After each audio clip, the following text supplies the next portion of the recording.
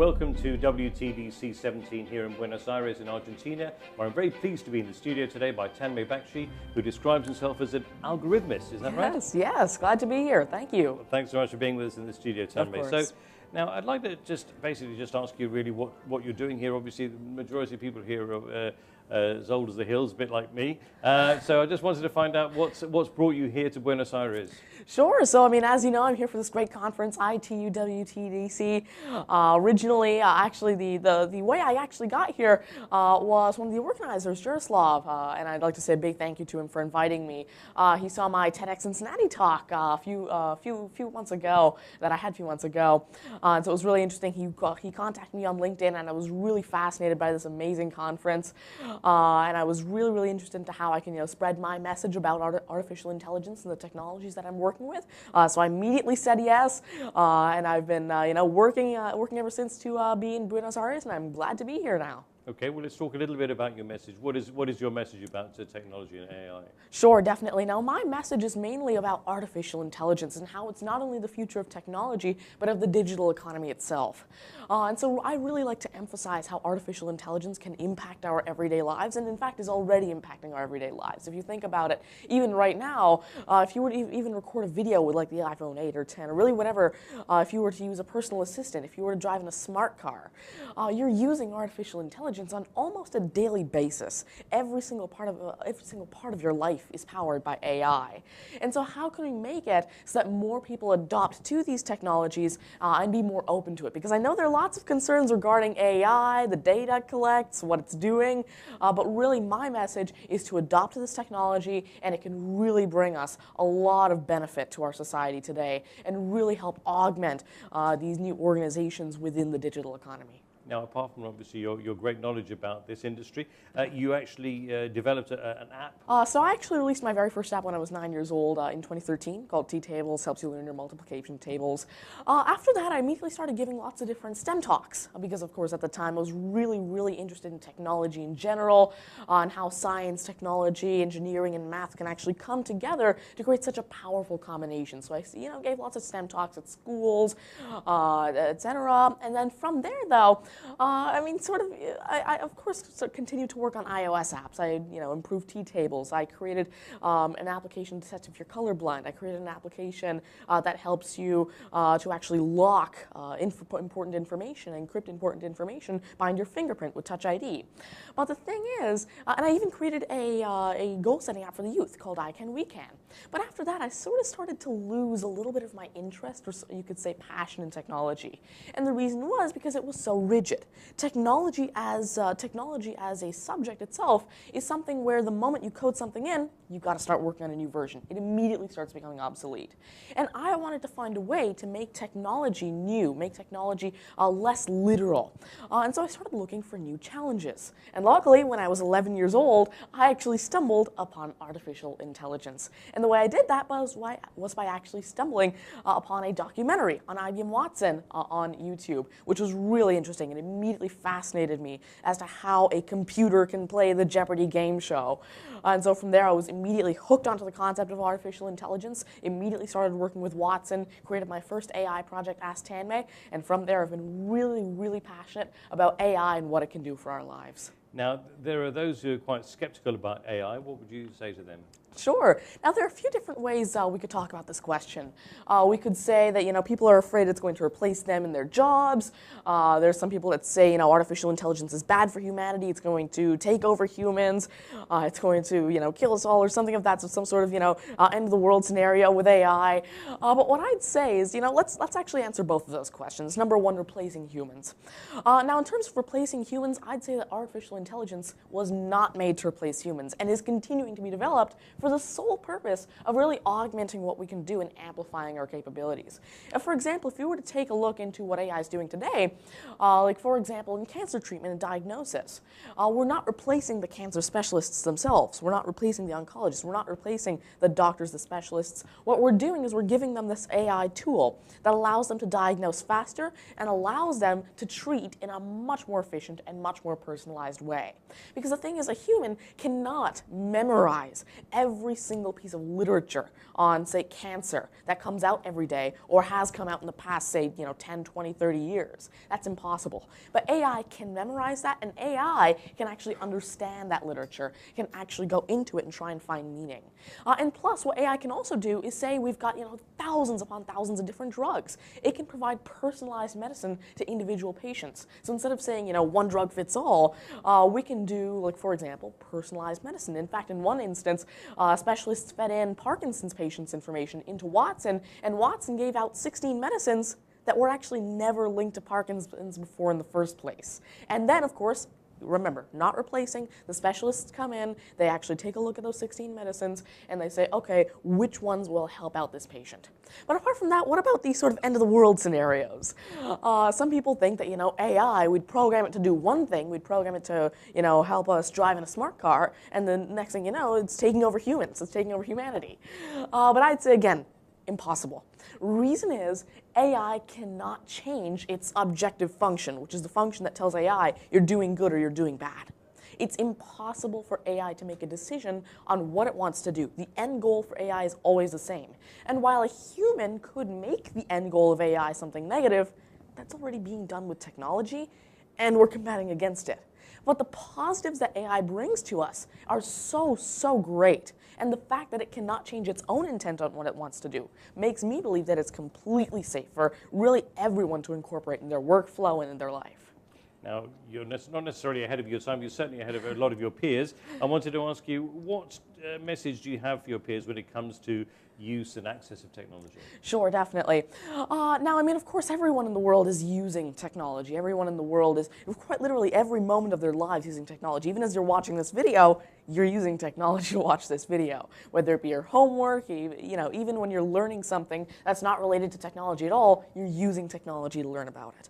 But really what I believe is that in the future, and I completely agree with Mark Andreessen's quote here, in the future there are only going to be two types of jobs in the first place. Those in which people tell computers what to do, and those in which people are told what to do by computers. And so I really believe that everyone nowadays needs to be on the other end of the spectrum. They need to be telling computers what to do, and in order to be there, you need to future-proof yourself by actually learning how to speak the language of this technology, how to program. And from there, not just program, get ready for the future, and get ready for what's already around you, artificial intelligence, which I believe is definitely sort of the dominant part of technology itself, and is only going to be growing exponentially. So again, really trying to learn more about this technology, learn how you can speak its language, learn how exactly you can actually get into this technology and tell it what to do instead of the other way around. In fact, in order to do this, around 6 years ago, I actually started my YouTube channel, Tanmay Teaches, which is, again, one of the things that I did after I created my first application. And so with this channel, I really love to share my knowledge about lots of different topics, including computing, programming, algorithms, math, science, Watson, all this sort of stuff. And so on that YouTube channel, whenever I'd release a video, that day I'd be getting tens of messages on LinkedIn, Twitter, YouTube, email, everywhere, saying, how can I code this in? I'm experiencing this error with my program. And so I realized there's a huge knowledge gap in terms of technology and the resources to actually learn about this technology, which is why I actually created a goal, which is that I definitely want to reach out to at least 100,000 aspiring beginners to help them really learn and innovate along their journey of coding. And of course, I'm really glad to say that I'm already around 5,000 people there, and I'm working towards it through lots of different media, like, of course, as I mentioned, my YouTube channel, the book that I authored, and I started authoring the day Swift came out. It's called Hello Swift, iOS app programming for kids and other beginners, available for pre-order online, and of course, many, many other media, like the keynotes and interviews that I'm doing right now as well. That's great. Well, let's hope that we get some of that audience watching this video, which would be great. It would certainly push up our numbers on our YouTube channel. And I just wanted to ask you, from your perspective, what do you think will be the greatest benefit that artificial intelligence will bring?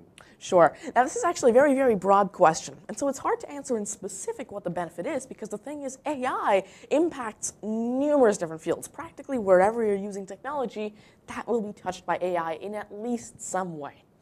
And so what I'd say is, in general, the benefit that AI brings is decision making and natural intelligence to computers. And like you might hear, people say, your computer has just this much processing power and it's so huge, whereas your brain fits within a shoebox and has this much processing power, which I believe is completely unfair in terms of a comparison. Because the way your brain is structured and the way a computer is structured is entirely different. The computer has no way of knowing it even exists. It's just a bunch of wires connected in a certain way to do specific math operations which look as if it's doing something to us. But what I believe is that artificial intelligence sort of bridges that gap. It allows computers to make decisions as if they were intelligent and allows them to learn from previous data and to make decisions and to actually predict future data points. And like, for example, with personalized medicine, we're not like, humans taking thousands of drugs and individually testing, okay, will this one help out a Parkinson's patient? Will this one? AI is able to look at them and instantly and quite rapidly take a look at all the data points and is able to bridge that gap and take what computers are good at, which is massive data crunching and processing, and take what humans are good at, intelligence, and merge them together into this really fine piece, which has a lot of advantages, but a few drawbacks as well. Like, for example, it's nowhere near natural intelligence. You cannot get to that with computers. However, what it does allow the computers to do is have enough reasoning to help us out so nicely that I'm sure within the next few years, practically everything we do will be made much more efficient with AI. In fact, like right now, if I want to text message someone back and I'm on the other side of the room, I don't need to get over there, take out my phone, start replying to that person. All I do is I say, hey Siri, reply to this person and say this, this, and this, and it sends it for me. Everything is being done so much more efficiently already within the next few years that'll be really amplified and really allow us to do practically everything we're already doing in a much more efficient and much better manner. Well, you're certainly displaying a lot of natural intelligence. I wanted to ask you, just from finally looking at the future, how do you see the future looking in 10 years' time, let's say, for artificial intelligence? Sure. Now, artificial intelligence, if you were to think about it, the next level of technology, grows at an extremely, extremely rapid pace. And it's not like an estimate. You cannot put an estimate on that growth. It's something that's not predictable. But what I can say is that within the next 10 years, as I mentioned, we're already being impacted by AI and technology. Imagine in the next 10 years, when you get into your car, you won't need to drive that car. You will tell it where to go. And what that means is, I'm not saying that we're just going to have self-driving cars. I'm saying that these mundane activities that humans have to complete right now, like for example in factories, in driving your car, whatever it may be, these mundane activities are being taken away by AI. AI is doing that for us, and we humans can concentrate on and focus on innovating in other areas which require it really the most, I believe. Like for example, AI, working towards making it even better, even smarter. And so AI will take away these sorts of really repetitive, small tasks that humans need to do that are not important to us, and allow us to focus on other areas where that focus is required the most.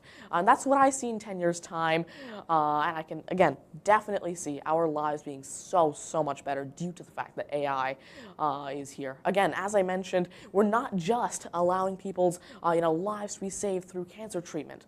We're doing so much more than that. In fact, one example of that is actually a project of mine called the Cognitive Story. And with the Cognitive Story, we're trying to give Boo, a quadriplegic girl who lives just north of Toronto, the ability to communicate through artificial intelligence. That's right, she actually cannot communicate naturally at all, and only those most familiar with her condition, like her mom, can understand her very broad intent when she tries to convey something through very, very simple actions. And so through artificial intelligence, I'm actually trying to use deep learning algorithms and understand her electroencephalogram brainwaves and convert that to natural language and human speech. And so just imagine, if we're able to give artificial communication ability to someone who can't communicate naturally, there's so much more we can do. It's practically limitless what we can do with AI, and I can't wait to see what new algorithms bring us even closer to our goal in 10 years' time. Tanmay Bakshi, Algorithmist, thank you very much indeed. Thank you very much. Glad to be here. Great stuff.